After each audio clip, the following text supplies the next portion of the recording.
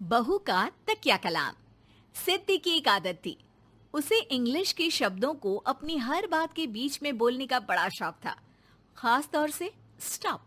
Stop mummy जी, ये क्या कर रही हैं? बिल्कुल स्टॉप हो जाइए।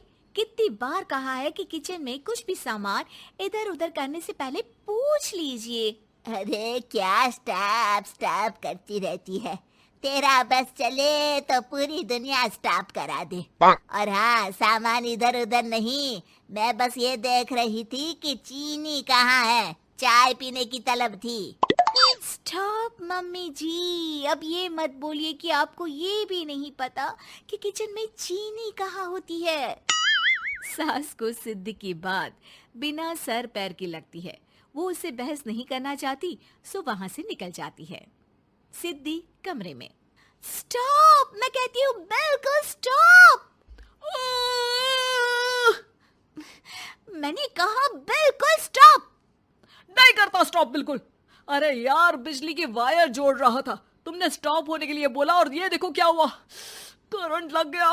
अब करंट लगने पर चिल्ला रहा हूँ तो भी स्टॉप। अरे चाहती क्या हो तुम? स्टॉप, मैं क्या चाहती हूँ? अरे अब कैसे स्टॉप हो जाऊं? मेरा मतलब है स्टॉप स्टॉप। सिद्धि फिर चली जाती है सब्जी वाले के पास। भैया, वो बैंगन किलो और आलू 5 किलो। Stop stop. काफी देर होने के बाद भी सिद्धि को उसका सामान नहीं मिलता। क्या है भैया, कब से बोल रही हूँ आलू 5 किलो, बैंगन 2 किलो, फिर दे क्यों नहीं दे रहे हो? भैया स्टॉप। बहन जी, मैं तो 2 मिनट में तोल दूं, लेकिन आप ही तो बोल रही हैं स्टॉप। अब इतनी तो अंग्रेजी हम भी जानते हैं ना कि स्टॉप का मतलब होता है कि रुक जाओ, तो रुक गए भाई। अरे यार, क्या लोग हैं। स्टॉप। अरे तोलो तोलो चलो। किसी तरह सामान लेकर सिद्धि घर आती है, जहां वो देखती है कि ढेर सारे मेहमान बैठे होते हैं। सिद्धि आते ही जोर से चिल्लाती है, स्टॉप! आप यहाँ सब कैसे? अरे अब कैसे स्टॉप हो जावे बहू, जितना आना था आ गए हम। हाँ बैठिए ना।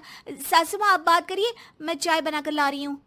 सभी बात करने में लग जाते हैं कि तभी सिद्धि किचन से निकल कर आ जाती है। Stop stop. अरे क्या खाएंगे आप लोग? पकौड़ी बना दूं या चीला, या फिर इडली बना दूं? अरे जो मर्जी बना दो, बस ले आओ जल्दी से बहू, इन लोगों को निकलना है, कोई जरूरी बात करने आए हैं। अच्छा स्टॉप। सिद्धि स्टॉप वाला अपना तकिया कलाम बोलकर निकल जाती है, लेकिन थोड़ी देर बाद जब वो कमरे में चाय नाश्ते के साथ आती है तो जरूरी बात हो गई आप लोगों की, या मेरे डर से शांत हो गए कि चुप हो जाओ, सिद्धि आ गई है। बोलिए ना। बस जैसे ही सिद्धि ने कहा बोलिए ना, घर में चकर पकर की आवाज गूंजने लगती है। अरे तुम स्टॉप क्या बोल कर गई, सभी शांत हो गए, अब बात शुरू करेंगे। हाँ भाई बहू, तुम वो स्टॉप बोल कर गई तो हम लोगों को लगा कि शायद तुम भी सुनना चाहती हो कि हम लोग क्या बात कर रहे हैं। फिर जो मेहमानों की बात शुरू होती है वो घंटों बीत जाते हैं, चलती ही रहती है। अरे तेरे स्टॉप के चक्कर में दोपहर हो गई, अब जाकर सबके लिए जा खाना बना कर लिया। तभी स्टॉप नहीं बोला होता तो अब तक बात खत्म हो चुकी होती। बेचारी सिद्धि करती भी क्या, खुद के स्टॉप बोलने की आदत से खुद ही परेशानी मोल लेती है। आप लोग खाना खाकर जाइए, हाँ मैं जा रही हूँ बनाने। मम्मी जी, लेकिन स्टॉप, मैं ना खाना बना कर लाती हूँ। सिद्धि सबको खाना खिलाकर विदा करती है। पूरी तरह से थक चुकी सिद्धि शाम को पार्क में वॉक करने जाती है। स्टॉप यार, आज तो मैंने बहुत खा लिया, पेट लग रहा है कि फट ही जाएगा। सहेली एक जगह खड़ी होकर सिद्धि की बातें सुनती है। सिद्धि उसे दिन भर की सारी बातें कहती हैं। स्टॉप यार स्टॉप, चल मैं घर जा रही हूँ। सोचा था थोड़ा वॉक कर लूंगी, पेट हल्का हो जाएगा। सारा दिन काम कर करके थक भी गई थी, लेकिन यार तेरे कारण बस खड़ी ही रह गई। वैसे तो पार्क करने क्या आई थी? और यार बड़ी अजीब लड़की है, मैंने कितनी बार बोला कि मैं वॉक पर आई थी, लेकिन तू स्टॉप स्टॉप बोलकर रोक लेती थी मुझे। यार प्लीज अब तू जा, मैं वॉक करके ही घर जाऊंगी। ओ यार, वो स्टॉप तो मेरा तकिया कलाम है। घर के सभी लोग सिद्धि के स्टॉप से परेशान थे। वे कभी उसके बोलने पर स्टॉप हो जाते तो मुसीबत आ जाती, कभी नहीं होते तो भी मुसीबत आ जाती। अरे मैं तो इस बहू के तकिया कलाम से परेशान हो गई हूँ। अरे कोई तो उसकी ये आदत हटाए। देखो माँ, ये जो आदत होती है ना, जब तक खुद की जान पर न बन जाए आदत छूटती नहीं। अरे उसकी जान पर बनाए उससे हमें क्या, हम लोगों के लिए तो ये परेशानी का कारण बनती ही जा रही है। उधर सिद्धि खुद सोचती है, अरे यार, पहले बाजार से देर, फिर दिन का सारा खाना, और फिर पार्क में मैं टहल भी नहीं पाई। क्या करूं? इस तकिया कलाम के कारण मैं खुद ही परेशानी झेल लेती हूँ।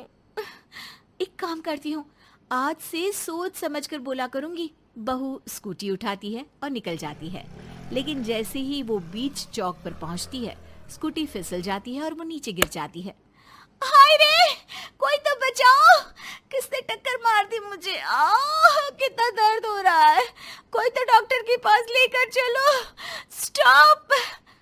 बस जैसे ही बहू स्टॉप बोलती है, सारे वहीं रुक जाते हैं। बड़ी घमंडी औरत है, एक तो हम बचा रहे हैं, ऊपर से देखो स्टॉप बोल रही है। स्टॉप? कोई नहीं है क्या इस पूरे शहर में? बहू अपने तकिया कलाम की रट लगा कर रखती है।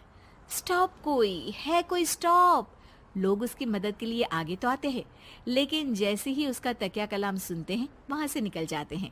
तभी कहीं से उसका पति लौट रहा था। वो बीवी को रास्ते में पड़ा देख हैरान रह जाता है। अरे तुम यहाँ, कितनी चोट लगी है तुम्हें? पति आसपास खड़े लोगों पर गुस्सा हो जाता है। आप लोगों को दिखाई नहीं दे रहा कि मेरी बीवी को चोट लगी है? कोई भी नहीं है जो उसे उठाकर बिठा सके? अरे भाई साहब, कोई क्या मदद करे इस महिला की? और इतनी घमंडी है, जब भी इन्हें उठाने की कोशिश करो स्टॉप स्टॉप बोल देती है।